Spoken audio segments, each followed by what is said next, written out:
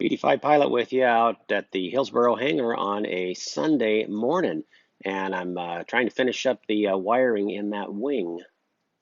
So the final part to fit into this wing is this magnetometer. This is what's called a GMU11, and I've discovered that with the termination, CAN bus terminator on there, I'm going to have to design this to where it rocks in and fits into place when I design that mount. That mount has to be designed where it's pretty close to level and pointing straight. But now I've been working on the connector because this part's going to get finished after I install the wing, so I make sure it's level. But I've got to create the connector that runs through that tube. You see how the spar at the end, when we get past the gas tank, there's holes drilled for lightning on the outer part of the spar in the aircraft. So I have to design that one final wire run to come out here to the end of the wing so that I can hook this up to the CAN bus and power for the magnetometer. And so there's the Garmin approved connector for the magnetometer. So I've got the shielded cable that works with the CAN bus, and the part soldered on that shields the ground onto the back shell itself, and then the power, secondary power, and the grounds all running through. And then I've got the area sheathed with that snakeskin again, and we run up to the other end. And Dewey's got these 9-pin connectors, so I keep with the same basic wiring schematic, and I actually run the ground for the shielded cable through this so that it can be a quick disconnect on the wing. What I've discovered is I'm going to need to get a hold of the little piece that screws into there. It gives me the female end, so when I create the other the shell that goes into, that it actually will connect. So I've got a little homework on my part to finish that up. I'm about to install this in the wings, so let's go see how that goes. And actually, that's the easiest wire feed I've had yet. So there the wire is, basically ready to get with the final part of the harness in the aircraft, the fuselage side of things, so that I can install the wings. So now to go to work figuring out how we're going to make the other half of that D-sub quick disconnect work. Well, guess what? I did not get finished up on the weekend, so I'm back out here on a Thursday, and let me show you what I found when I got to figured out how to mount that GMU11, the magnetometer in the wing. So remember how I had designed this cutout so I could mount the magnetometer on a plate behind there. I've been real careful about anything that's just making sure it's an all non-ferrous material so I don't conduct any magnetism to interfere with this, because this is a real sensitive instrument. But I got this all designed, thought this was all going to work. And take a look down there. You see where those little cutouts are?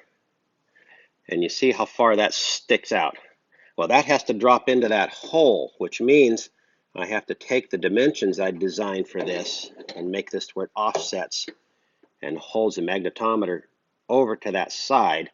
So I've been taking some measurements, and I have remember how I had when the wing was still on the plane, I took and made this little template. And I taped that onto the wing, and I took measurements as to where perfectly level would be. I'd leveled the aircraft, and so I've got my dimensions on where I have to angle that bracket that I make. So here's the schematic I've made so far. This is what I've drawn out that I can mount that magnetometer onto, and then rivet that piece onto the cover that goes on there. And then that provides me with a means of accessing this if it doesn't work. If I need to mess with the wiring, if something comes loose, I can still get to it. So I'm about to cut this piece out, bend it, see if it looks like it's actually going to work. And then if that's the case, I'm going to take and draw that out on a piece of aluminum, cut it out, and make the piece and rivet it onto the access plate. So I've cut the template out, folded it back the way it's supposed to be, and see, this is going to then mount inside of here and get flush riveted onto that. So this ends up being my piece that secures this. And so the next thing is how does this fit when I place it into into here. And this should allow me to take an angle run that line down in after it's hooked up, and then take it around. Let me get a hold of this right. Got to hold your mouth right, and then drop that into place. As long as I keep the dimensions, it's going to be tight, but as long as I keep those dimensions where they'll work, that should give me a usable piece. So there's the aluminum piece that I just made and bent the wrong way. It never ceases to amaze me. Even when you double check stuff, you still can do it the wrong way. So here's the replacement piece. Fortunately, I have extra material. I've got it set up in the brake, and for those of you who haven't seen metal brake work before, it just is a matter of bending, just like that. That large metal surface allows you to make a nice clean brake and end up with a nice angle that should be correct and strong. And now for just a little bit of trimming, sanding to get those edges right, pull the protective covering off, make some, drill some holes so I can mount things and get that riveted on, and I should be ready to go. All right, this time the part is bent the correct way. I've already got most of the holes drilled. I had to notch this opening just a little bit so this can drop in into the hole that I need and then back in. I'm going to take this back off though and finish putting the part on, dimple die, and put the flush rivets into there. And then this part will be ready to assemble, and the wing will basically be ready to install as soon as I get the wiring done on the fuselage. So here we go on this part now. And there we have the completed part. The bracket, the GMU11, mounted onto the access plate itself.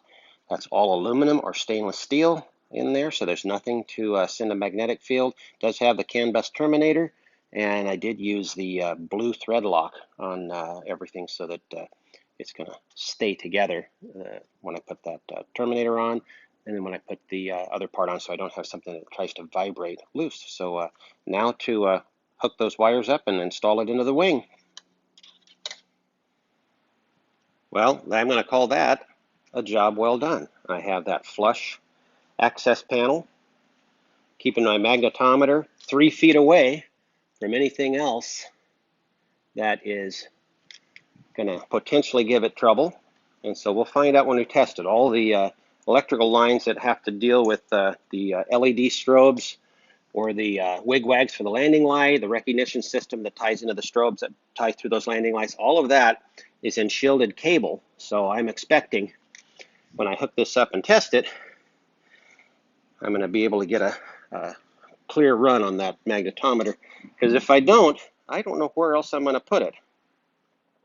And with that task successfully completed at about noontime, and it's starting to warm up here, so it's going to become less fun to be working here in the hangar. So I'm going to save this for another morning when it's cooler, and go home and enjoy the new computer I set up for Flight Simulator. Microsoft's announcing their new Flight Simulator.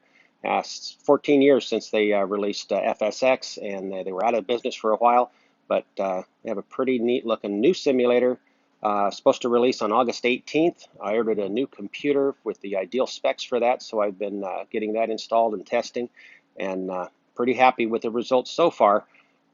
BD5 Pilot is out for now. Everyone have a great week, and I'll check back in with you on the weekend. Don't forget to hit that like button.